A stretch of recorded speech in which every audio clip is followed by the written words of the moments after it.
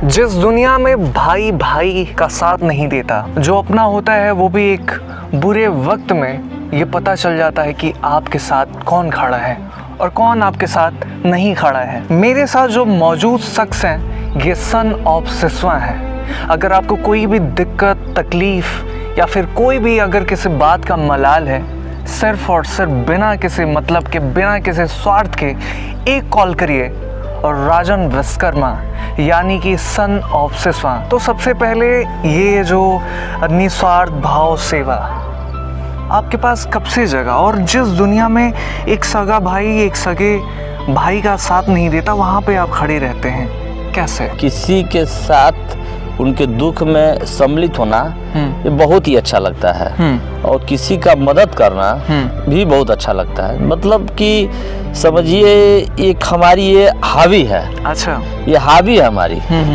बहुत लोग ये कहते हैं कि अरे भाई ये राजनीति में है, चुनाव लड़ता है तो ये करता है वोट बनाने के चक्कर में, लेकिन ऐसी कोई भावना नहीं रहती है हमारी।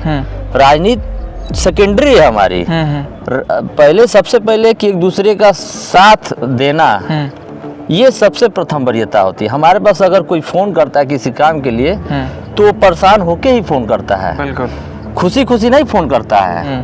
तो वो चीज मैं अपने आप में महसूस करता हूँ। मैं जब से अपना मैं होश संभाला तब से मैं लोगों की मदद के लिए ही आगे बढ़ा। ठीक है, वो एक मदद करने के लिए हमको एक जन समर्थन या एक हमको शक्ति जैसी शासन चलाने के लिए नहीं होता है कि पावर मिल जाए तो आदमी लोगों का और बेहतर सहयोग कर सकता है। तो उसके लिए ठीक है, अभी हम छोटे मोटे चुनाव ही लड़ते आए हैं। आगे ईश्वर जाने, अगर हमको अगर उस लायक जनता समझेगी तो हमको आगे भी देखा जाएगा। उनके मदद के लिए ही कोई चुनाव हम लड़ेंगे। ऐसा नहीं है कि हम चुनाव लड़ें तो अपने स्वयंभू के लिए लड़े, नहीं। अगर कोई चुनाव अगर हमको जनता लड़ाती भी है तो उन्हीं के ही मदद के लिए हम चुनाव लड़ेंगे कि हम पद पे रहे तो उनकी मदद कर सकें। ये हमारी भावना होती है। अभी बहुत से नेता लोग हैं, कौन है बताइए जमीन पे जो 24 घंटा जनता के लिए खड़ा रहे, चाहे कोई किसी के पास फोन आ जाए तो मौके पहुंच जाए। हम किसी का दोष नहीं देंगे, किसी का नाम नहीं लेंगे, हम अपनी बात करेंगे। हमको जो है अगर रात में 11 बजे फोन आता है, रात में 2 बजे फोन आता है या दिन में 1 बजे फोन आता है, चाहे 12 बजे फोन आता है, सुबह 5 बजे फोन आता है, हम एक्टिव रहते हैं क्योंकि वो हमारी खुशी है। हमको अच्छा लगता है किसी का मदद करना, किसी के दुख में शामिल होना, ये बहुत अच्छा लगता है हमको। अच्छा, तो क्या आपके लाइफ में कभी ऐसा भी हुआ है कि जब आप किसी की मदद जब करते हैं और मदद करने के दौरान जब लोग ये आपसे कहते हो या फिर सोचते हो कि ये राजनीति के लिए ये इंसान कर रहा है, ये सारी चीज़ें दिखावा है, तो इसे लेकर आप क्या सोचते हैं? लोग देखिए बहुत कुछ कहते हैं, हमको कोई फर्क नहीं पड़ता है। लोग क्या क्या बताएं, बहुत कहते हैं, कभी कभी अच्छा नहीं लगता है, लेकिन हमको ये सब चीज़ों का फर्क नहीं पड़ता है। हम जो है हम अपने कार्यों पे अटल रहते हैं। किसी के सहयोग के लिए अगर कहीं जाना होता है तो हम उसको ध्यान में रखते हैं। अब भविष्य में क्या कोई कह रहा है, क्या वही क्या कह रहे हैं, हमको उससे नहीं मतलब होता। हम हमारा लक्ष्य एक ही है, लोगों का मदद करना है, लोगों के लिए, जनता के लिए लड़ना है। चाहे वो कोई गुंडा हो, चाहे कोई भ्रष्ट अधिकारी हो, चाहे कोई भी हो, अगर मुझे लड़ना है तो लड़ना है। उस लड़ाई में हम ही नहीं सोचते कि हमारा क्या फायदा है, हमारा क्या नुकसान है। हमारे बगल में अगर आप खड़े हैं, अगर किसी चीज के लिए कह दिए तो लड़ाई हमारी हो गई, आप हट गए वहां से। उस लड़ाई को मैं अपना लड़ाई मान के लड़ता हूँ, चाहे वो कोई विभाग हो, चाहे कोई दफ्तर हो, चाहे कहीं भी कोई भी चीज हो, हमको उससे कोई प्रभाव नहीं पड़ता है। यानी सत्यता के लिए आप हमेशा अपना जीवन निर्वहन करना चाहते हैं? मेरा आज भी है और आगे भी, जब तक मैं जीवित हूँ तब तक मेरा ये संघर्ष चलेगा। इसको कोई रोक नहीं पाएगा, इसको कोई दबा भी नहीं पाएगा। मेरा ये सोच है कि मैं संघर्ष करता रहूं, संघर्ष करते करते लोगों को मैं न्याय दिलवाऊं, ये मेरा सोच है। अब हमारे पास बहुत से लोगों का फोन आता है, जिस दिन लोगों का फोन नहीं आएगा उस दिन मैं संघर्ष छोड़ दूंगा। अगर आता है तो इन्हीं लोग के लिए मैं लड़ता हूँ, इन्हीं लोग के आगे भी लड़ूंगा। मतलब ये लोगों के फोन ही आपको प्रेरित करते हैं? ये लोगों के फोन, लोगों की बात ही हमको प्रेरित करती है कि हम संघर्ष करें। अब मुझे बहुत अच्छी तरीके से मुझे ये ज्ञात हो गया है कि जनता मुझे बहुत मानती है, जनता मुझे लाइक करती है। बहुत से लोग नहीं दिखावा करते हैं कि मैं राजन विश्वकर्मा को अच्छा जनप्रतिनिधि मानता हूँ, मैं अच्छा सेवक, ऐसा कोई नहीं, बहुत लोग दिखा, लेकिन अंदर से हमको बहुत लोग मानते हैं, चाहते हैं कि मैं राजनीति में सक्रिय रहूँ, लोगों की सेवा करता रहूं। वही मेरा जैसे सबसे बड़ा हथियार है, इसीलिए मैं लगा रहता हूं। अभी मौजूदा स्थिति में अभी आपके सोशल मीडियाज़ के जरिए लोगों ने एक चीज़ देखा कि एक बच्चे को करंट लग गया था, 2 बच्चों को लगा था, और उन 2 बच्चों के लिए जो आपने संघर्ष दिखाया उसके बारे में मैं चाहता हूं कि थोड़ा सा जिक्र आप करिए। वो बिजली विभाग की गलती से जो है, छोटे बच्चे, हमको लग रहा 14 साल का बच्चा था, उसको 11,000 वोल्ट से तार से जो झटका लगा था, और एक बीजा पार में भी लड़का था, उसको भी लगा था, एक मेहदिया में तो उसको भी लगा था, एक खेवती में थी, एक औरत थी, घर के अंदर अर्थिंग आया, वो मर गई। अच्छा, केसेस बहुत हैं, केसेस इतना है, जितना मैं जान पाता हूँ उतना ही मैं लोगों को मैं दिखाता हूँ। ऐसे बहुत केसेस हैं जो हम जान ही नहीं पाते हैं, लोग नहीं जान पाते हैं। पीड़ित परिवार 1 महीना हॉस्पिटल रह के घर पे आया है, हमारी अधिकारियों से आज भी बात हुई है, बात चल रही है, मुआवजा दिलवाने की बात हो रही है। अच्छा, अगर मुआवजा मिल जाएगा तब तो ठीक है, कोई बात नहीं। अगर मुआवजा नहीं मिलेगा तो मैं बिजली विभाग का घेराव करूंगा, तालाबंदी करूंगा। जो भी अगर उस पीड़ित परिवार के अभिभावक हमसे कहेंगे वो मैं सारा काम करूंगा, सारे लड़ाइयाँ मैं लड़ूंगा। मैं अभी फिलहाल अभिभावक के कहने पे रुका हुआ हूँ। अभिभावक कहे कि थोड़ा रुक जाइए, देख लिया जाए क्या कर रहा है लोग। अगर कोई कार्य करेंगे उस पीड़ित परिवार के लिए बिजली विभाग, तो मेरी संघर्ष बहुत मजबूती से होगी। बिजली विभाग को समझ में आएगा कि हाँ, किसी अच्छे जनप्रतिनिधि से टकराए हैं। तो कहीं ना कहीं आपको ये नहीं लगता कि जो सिस्टम है, जो सिस्टम काम कर रही है, ये कहीं खोखली? सिस्टम बहुत भ्रष्ट है। देखिए, हर सरकार में सिस्टम भ्रष्ट होती है। हम ये नहीं कह रहे हैं कि केवल सपा में है, भाजपा में है, बसपा में। हम देखिए, बसपा का भी सरकार देखे हैं, सपा की भी सरकार देखे हैं, और भाजपा में तो खैर है ही है, देख ही रहे हैं हम। इसमें सरकार की हम गलती नहीं देंगे। यहाँ जो सिस्टम में बैठे अधिकारी हैं वो सबसे भ्रष्ट हैं, क्योंकि हमारे माननीय योगी जी नहीं देखने आ रहे हैं कि यहाँ किसी को करंट लगा है, तो अधिकारी क्या कर रहे हैं? वो अधिकारियों की गलती होती है। अधिकारियों को बताना चाहिए कि हाँ भाई, सरकार की योजना है, मुझे सरकार की योजना को देना है। ये अधिकारी सरकार की जो भी योजना होता है, सारा योजना पे मलिता लगा लेते हैं, सारे योजना का लाभ अपने लेते हैं, किसी गरीब व्यक्ति के घर पे योजना का नहीं पहुंचता है। तो इसमें सरकार की नहीं गलती है, ऐसे भ्रष्ट अधिकारियों की गलती है। मैं आपके सोशल मीडिया के माध्यम से बता देना चाह रहा हूं ऐसे भ्रष्ट अधिकारियों को कि ऐसे शासन सरकार में आप लोग कार्य कर रहे हैं जो क्षम्य नहीं होगा। हमारे जैसे लोग हैं, जो आप लोग की जितनी भ्रष्ट काम है सारे मैं उजागर करूंगा, आप लोगों के ऊपर कार्रवाई करवाते आया हूं, आगे भी मैं कार्रवाई करवाते रहूंगा। ये अधिकारियों की गलती है।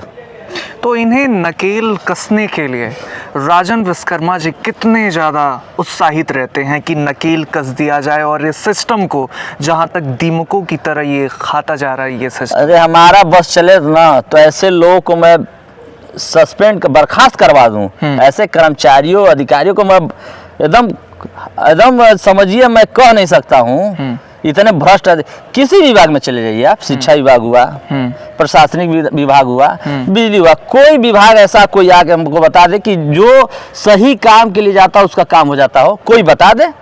जितना 2 नंबर का काम होता है, जितना गलत काम होता है, वही काम विभागों में होता है। इसलिए क्योंकि गलत काम के लिए अनेकों प्रकार के दलाल हैं, नहीं कोई है तो अधिकारी दलाली कर लेते हैं कि मैं तुम्हारा काम ऐसे करा दूंगा, लेकिन सही काम के लिए कोई पीड़ित जाए उसका काम होता है। कोई हमको थोड़ा आके बता दे कि हाँ मैं यहाँ इस विभाग में गया हूँ, सही काम के लिए मेरा हो गया, कोई ऐसा काम नहीं है जो सही काम होता हो विभाग में। मेरा इस सिस्टम के खिलाफ लड़ाई है, मेरा इस सिस्टम के खिलाफ संघर्ष है। अब मैं जब तक जीवित रहूंगा तब तक मैं लड़ता रहूंगा। मुझे कोई चिंता नहीं है कि मेरे ऊपर कौन विभाग मुकदमा करा देगा, कौन मेरी हत्या करा, ये सब चीज हमारे ऊपर हो चुका है। मैं इससे और तब के उठा हूँ आगे। हमारे ऊपर मुकदमा भी हुआ है, हमारे ऊपर जानलेवा हमला भी हुआ है, कोई ऐसा प्रक्रिया बचा नहीं है। लेकिन मैं इन सब चीज़ों से डरने वाला नहीं हूँ। मेरा संघर्ष चलता रहेगा, जब तक सिस्टम सुधरेगा नहीं तब तक मैं संघर्ष करता रहूँगा। मुकदमा हुआ है हमारे ऊपर, फर्जी मुकदमा अनेकों प्रकार के हुए हैं। और हमारे ऊपर कई बार जानलेवा हमला हो चुका है। प्रशासन को ही मालूम है, कार्रवाइयाँ भी हुई हैं। फिर हम भी जो है बहुत प्रशासन के लोग हमसे कहें कि ऐसे करिए वैसे करिए, हमारे भी लोग हम चिंतित रहते हैं हमको लेके, कह रहे भैया आप अकेले मत रखिए। तो ये सब चीज़ बहुत हो चुका है, लेकिन ये सब चीज़ों को हमारे ऊपर कोई प्रभाव नहीं पड़ता है। मैं अपना जो काम करना होता है मैं उस काम को करता हूँ पहले से, और बेखौफी से जो है मैं अपनी कार्य को तेज़ी से दमदारी तरीके से करता हूँ, क्योंकि मेरे अंदर वो डर भय एकदम हट गया है। मैं कभी सोचता हूँ, मैं रात को 1 बजे 2 बजे अगर कोई हॉस्पिटल से फ़ोन आता है मेरे संज्ञान में आता है तो मैं पहुँचता हूँ, मैं अकेले पहुँचता हूँ, मैं 4 लोग को लेकर नहीं जाता हूँ, क्योंकि मेरे अंदर डर खत्म हो गया। मैं जब घर से सवेरे 5 बजे निकलता हूँ तो मैं सोच कर चलता हूँ कि मुझे आज घर पर नहीं आना है, मुझे आज या तो मर जाना है या तो मुझे जेल में जाना है। मैं ये 2 चीज़ एकदम दिमाग में रख के चलता हूँ, इसलिए ईश्वर हमारी मदद करते हैं इसमें। को कहते हैं एकदम भाई संघर्ष कर रहा है तो इसको आशीर्वाद दिया, इसी लाइन में हमको आशीर्वाद दिया है तो अब चल रहा है। मतलब राजन विश्वकर्मा जी हर दिन जब निकलते हैं घर से तो ये सोच के निकलते हैं कि सर पे मैंने कफन बांध के। बिल्कुल बिल्कुल एकदम। हम क्या, आप जाइए जनता से पूछिए, हम तो भाई अपनी बात आपके सामने रख ही दिए हैं। बाकी हमारे पीछे लोगों से पूछे क्या वो लोग क्या सोचते हैं हमारे बारे में, हम क्या करते हैं। हमारे ऊपर बहुत कटाक्ष भी लोग करते हैं, लेकिन वो कटाक्ष हमारे लिए बहुत अच्छा रहता है, हमको बल मिलता है उस कटाक्ष से। हमारे लोग हमसे कहते हैं फलानवा ऐसे कह दिया, ढेमकवा ऐसे कह, हमको कोई फर्क नहीं पड़ता। हमको अच्छा ही लगता है कि चलो कम से कम वो नहीं कुछ कर पा रहा तो यही तो कर रहा है। कटाक्ष भी एक कला है, करे कटाक्ष। और लोग कहते रहते हम जवाब नहीं देते किसी का। सोशल मीडिया पे कोई बहुत लोग बड़ाई भी करते हैं, बहुत उसमें नकारात्मक भी लिखते हैं लोग। मैं उस चीज़ का समर्थक हूँ, मुझे बुरा नहीं लगता, एकदम करते रहें। अच्छा, इसी के साथ अगर पूरी दुनिया को, जैसे आप भ्रष्ट अधिकारियों को देख रहे हैं, भ्रष्ट यहाँ पे जो सामाजिक तत्व हैं उसे आप देख रहे हैं, आखिरी मैसेज ताकि लोग इन भ्रष्ट अधिकारियों के पास जब जाते हैं और उनका काम नहीं हो पाता है तो उन लोगों को आप क्या मैसेज देना चाहते हैं ताकि ये जो भ्रष्ट की जो जड़ें हैं वो ख़त्म की जा सके? देखिए, भ्रष्ट ये जो जड़ें हैं जल्दी ख़त्म तो नहीं होने वाली है, लेकिन मैं एक युवाओं से एक जरूर कहना चाहता हूँ, क्योंकि हमारे युवा साथी, युवा भाई लोग जितने भी लोग हैं अब जागरूक हो गए हैं। हमारी भी जो जितने भी वीडियो पढ़ते हैं अधिकारियों के खिलाफ, अन्याय के खिलाफ, ये सब आप लोग भी कर सकते हैं। ये हम ही नहीं केवल कर सकते, ये आप लोग भी कर सकते हैं। मेरा हाथ जोड़ के आप सभी से आग्रह है कि आप लोग भी कहीं भी विभागों में जाइए, अगर कोई बात नहीं सुन रहा है तो आप तुरंत वीडियो लाइव आ जाइए, तुरंत वीडियो बनाइए, उनसे पूछिए क्या नियम है। हर विभाग में जो है करप्ट है, कोई ईमानदार अधिकारी कर्मचारी नहीं है। मैं अभी तक तो नहीं पाया, 100 विभागों में गया, 100 अधिकारियों से मिला तो उसमें से 1-2 मात्र ईमानदार मिले, बाकी कोई नहीं मिला। तो आप लोग एक्टिव रहिए, जागरूक रहिए और एक दूसरे का मदद कीजिए। अगर आप एक दूसरे का मदद करेंगे तो भगवान आपका मदद करेंगे। हमारा अनुभव है, अगर आप किसी के दुख में शामिल हो रहे हैं तो ईश्वर आपको शक्ति देंगे। अगर किसी की अपने लड़ाई ले रहे हैं तो भगवान आपको शक्ति देंगे कि हाँ, मजबूत करेंगे। क्योंकि मैं किसी भी समस्याओं को लेके अगर उठाता हूँ तो मुझे भगवान शक्ति देते हैं। हमारे जैसे क्या है कि बहुत नेता लोग हैं, बहुत पावर में हैं लोग, बहुत लोग घूम रहे हैं जिनके पीछे अच्छे अच्छे राजनेता लोग हैं, लेकिन कोई आगे नहीं आ पाता है। मैं आप सभी के बीच में खड़ा हूँ तो सभी आप सभी का जो है प्यार है, और कहीं न कहीं हमारे इस लड़ाई में धीरू भैया का भी बहुत बड़ा योगदान रहता है। बिल्कुल, चूँकि वो एक बड़े राजनीतिक व्यक्ति हैं, वो छोटे भाई के जैसे हमको मानते हैं। हर अच्छे कार्यों में हमको हमारा मनोबल बढ़ाते हैं, तो उनका भी बहुत बहुत योगदान रहता है। बहुत बहुत धन्यवाद है। इस लड़ाई में जो भी हमारे अच्छे मित्र हैं, छोटे भाई हैं, बड़े भाई हैं, सारे लोगों को बहुत बहुत धन्यवाद। और ऐसे ही सब लोग जो है एक दूसरे का मदद करने के लिए जागरूक रहे, यही हमारा सबसे कहना है। अच्छा, तो बात कर लें कि आपके इस लड़ाई की, देखिए हर एक इंसान का एक प्रेरित करने वाले व्यक्ति होते हैं। जी जी जी। वैसे आपके जीवन में कौन वो व्यक्ति हैं जिससे आप प्रेरित होते हैं? अब देखिए, कहने हमारे एक ही नेता हैं, वो है श्री देवेंद्र प्रताप सिंह जी। वो हमारे भाई नेता हैं और उनको मैं देख के जो है चलता हूँ। वो बड़े नेता हैं, ठीक है। वो जब उनके पास लोग आते हैं तो कोई पीड़ित अगर व्यक्ति आता है तो उनसे वो कुछ पूछते नहीं, सीधे काम पूछते हैं कि बताइए काम क्या है। तो पीड़ित कोई आके रोता है, कोई आके अपनी मतलब दर्द बयां करता है तो तुरंत वो फ़ोन करते हैं अधिकारियों को काम के लिए फ़ोन करते हो, काम के लिए फ़ोन करेंगे, कहेंगे फलाने जा रहे हैं, इनका काम होना चाहिए, और काम करके तुरंत हमको कॉल बैक बताइए आप। तो जो काम हो जाता है तो हो जाता है, जो काम नहीं आता है, अगर पीड़ित आ गया दोबारा काम नहीं हुआ, तब वो जो है तुरंत जो है उस अधिकारी के खिलाफ कार्रवाई करते हैं, एक्शन में आते हैं। वही सब मैं देख के प्रेरित रहता हूँ। और कभी वो हमारे माननीय नेताजी के अंदर कभी कोई जातिवादी वाला विचारधारा नहीं है। वो बस ये देखते हैं कि अगर सामने कोई इंसान है तो वो इंसान है। राजनीति में पहली बात तो जात कुछ होता ही नहीं है। अगर आप शरीर है तो हम भी शरीर है, तो हम लोग सब एक है, इसमें कोई जात की बात ही नहीं होनी चाहिए। तो वही मैं माननीय एमएलसी श्री देवेंद्र प्रताप सिंह जी का मैं एक प्रतिनिधि भी हूँ। मुझे बड़ा गर्व महसूस होता है।